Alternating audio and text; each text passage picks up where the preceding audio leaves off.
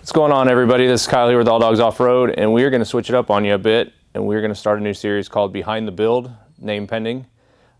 If you think that's good, let us know. If not, drop another name in the comments, and we will go from there. But we are going to cover some of the builds from customers and members of our own company here. So we are actually going to start with Delia and Enoch from MoLeisurexventures. So we got Delia and Enoch here with their Xterra, and I'm going to step away and let them do a walk around with you and give you a little backstory behind the build and what they plan on doing with it. Oh yeah. Hi, I'm Delia. I'm Enoch, and we're MoLeisurexventures. So we have been overlanding full-time since November 2019 with the goal of visiting all of the national parks in the U.S. So far we've done 52 out of the 63 national parks, and it's all been in this Nissan Xterra. And after we're done with the parks, what are we going to do? We are going to do the Pan American Highway, which goes from Prudhoe Bay, Alaska down to Ushuaia, Argentina. We're going to take about a year to do that, and the build that you see behind us right now is the build that we plan on taking for that trip. You can follow along on our adventures at MoLeisurexventures on Instagram, YouTube, and Facebook. Fun fact, Mo is my last name, Leisure is Enoch's last name, and Xventures is for all the adventures we have in the Xterra. And from there, we'll jump into the build and tell you how we've done it and all the parts we've used to accomplish it.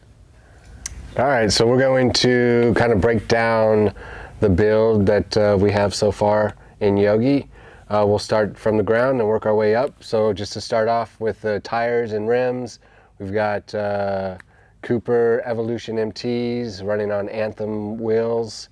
Supporting all that is All Dogs Off-Road Raid 90 suspension kit. And then on top of that, we're running the All Dogs Off-Road upper control arm and CJD lift shackles in the rear. And then we have a complete aluminum skid plate set from Sphere, running from the bumper all the way underneath, which covers the transmission, transfer, and gas tank, as well as the engine and bash plate. In the engine compartment, we have done very little modifications, but we did do a cold air intake, and we have ran a few wiring harnesses for all of the extra lights and house battery that we have inside. On the inside of the vehicle, we have a 120 amp hour lithium iron phosphate battery being charged with a DC to DC MTTP solar and electric controller from Renogy, which manages all of our charging and dissipation of the power source, our power supply throughout the vehicle. We have a upright Truck Fridge is the company that actually makes it. It's a 15 inches wide by 34 inches tall refrigerator that they typically use in semi-trucks. It fits well with the 2020 aluminum extrusion cabinetry work that I did that holds the induction stove and sink. It also houses the 10-gallon water tank that we put inside of the cabinet. And then across from the cabinet, we have our storage bench that holds all of our clothing and whatnots. And then the floor, the subfloor across the whole bottom that we all stand on is made from 2020 aluminum extrusion as well.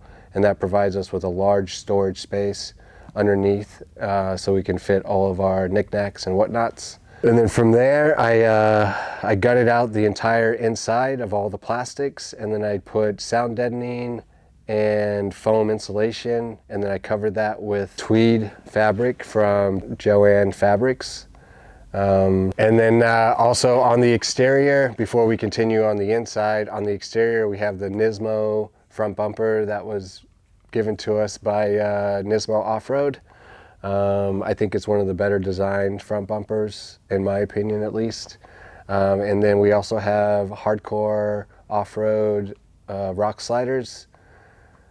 And then to the good part. So the best part, in my opinion, of the whole entire build is probably the newest part that we did, which is I cut a hole in the roof of the Nissan Xterra and then I cut a hole in the bottom of a Big Country 4x4 rooftop tent. The reason I chose Big Country 4x4 for this use case is because they have a welded framing on the outside instead of it being bolted together. Everything's welded together. It's very, very strong. So any rigidity that I might have lost by cutting the hole in the vehicle, I feel like I've gained back by using this very rigid tent structure and bolting it to the Xterra. Now that it's all bolted up, sealed up nice and tight, we have a bed platform on the top that goes up and down on gas struts. And so we're able to completely stand up inside of the vehicle, do all of our cooking, all of our living as a whole inside if we want. But we'd still also have the option, as always, to go outside and enjoy the beautiful weather. In the tent space, now that I've kind of built that out with platforms that go up and down, we currently have a Lost Horizon 4.5-inch self-inflating mattress that we use, and then we have an REI sleep system with sheets and a blanket. All comes in a nice little kit, and that works out really, really well for us.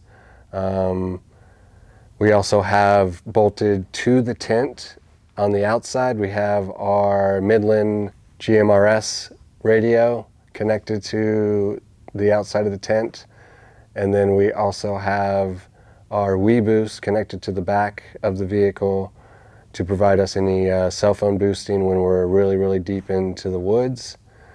And I think the last thing that I haven't mentioned is the most beautiful part of the car, of course, the snorkel. Everyone's got to have a snorkel. It's the only way you can go swimming. Yeah, the snorkel's airflow snorkel. They're out of Australia. With all that being said, let's take a look at the interior and kind of show off some of the work that has been done on the inside.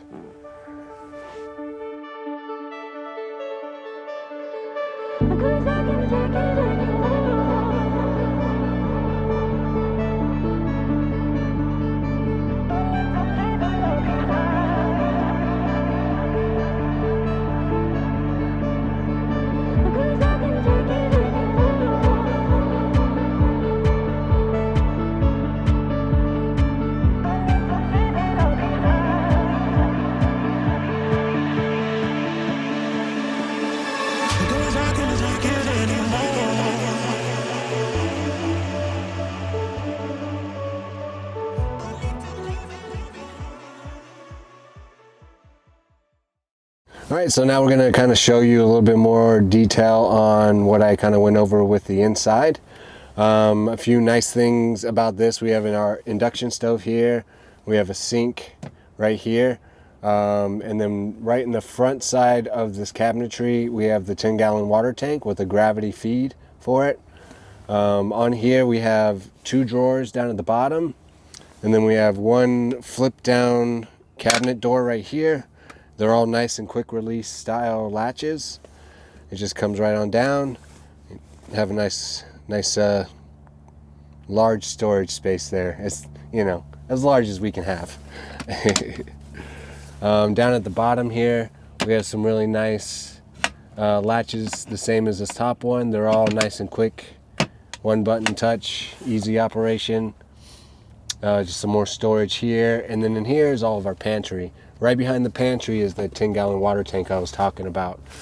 And with that one, we have it opening out toward the back for easy access while we're inside cooking and whatnot. We also have a 2,000 watt inverter. This is the on and off switch for that, and that powers the induction stove. The induction stove is our most power hungry item in the whole vehicle, and most of the power systems that have been put into the car have all been just so we can power this induction stove. And moving on from the cabinet to the fridge. This is a fridge that you would typically find in a semi truck. It's 15 inches wide, 34 inches tall. It is quite large. I've been very impressed with it. It has a freezer that has about 5 liters, and then the rest of the refrigerator is roughly around 55 liters, so lots and lots of room that we can keep our food in. And it has a nice locking hinge at the top, so we don't have to worry about it popping open while we're driving.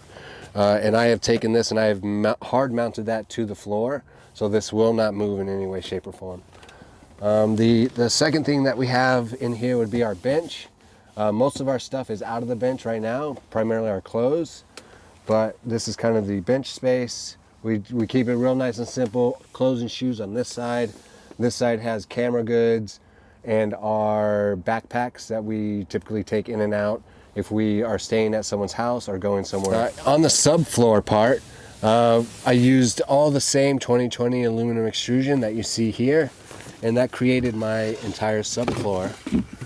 And then I placed 1/2-inch plywood, birch plywood on top, and this gave me a lot of extra space down here, allowing for a bunch of storage here and pushing forward to the footwell.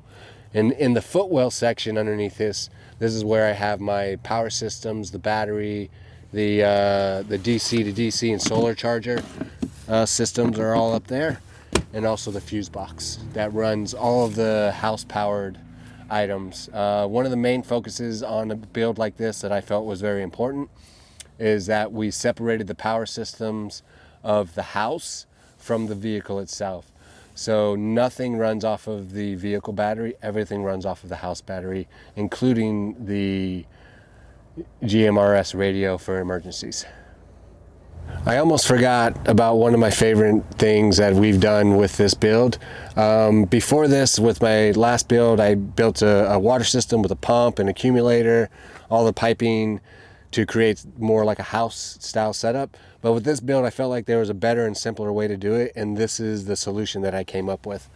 Fortunately, Dometic this year has come out with a faucet pump all-in-one unit. It has a nice little light on there. And all you do is you can just touch the top. As you can see, a little water shout out, nice and easy. And it's magnetic on the bottom, so that it comes with a small metal plate, and then you can just stick it right on, right to your faucet or to your sink, and you're ready to go.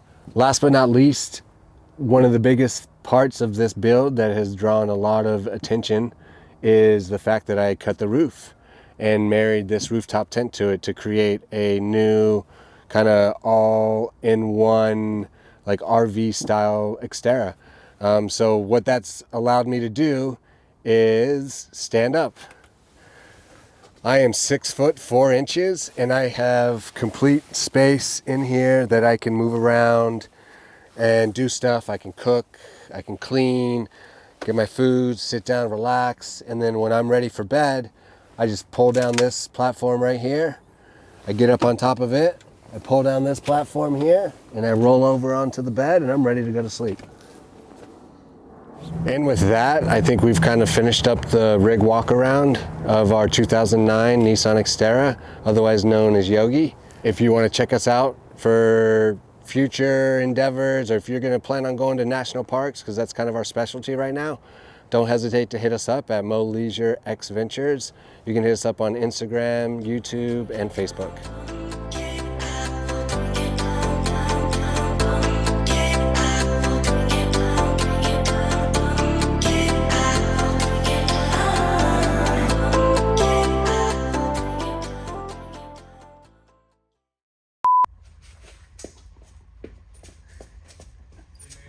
Oh, I gotta put my hands away. Ha!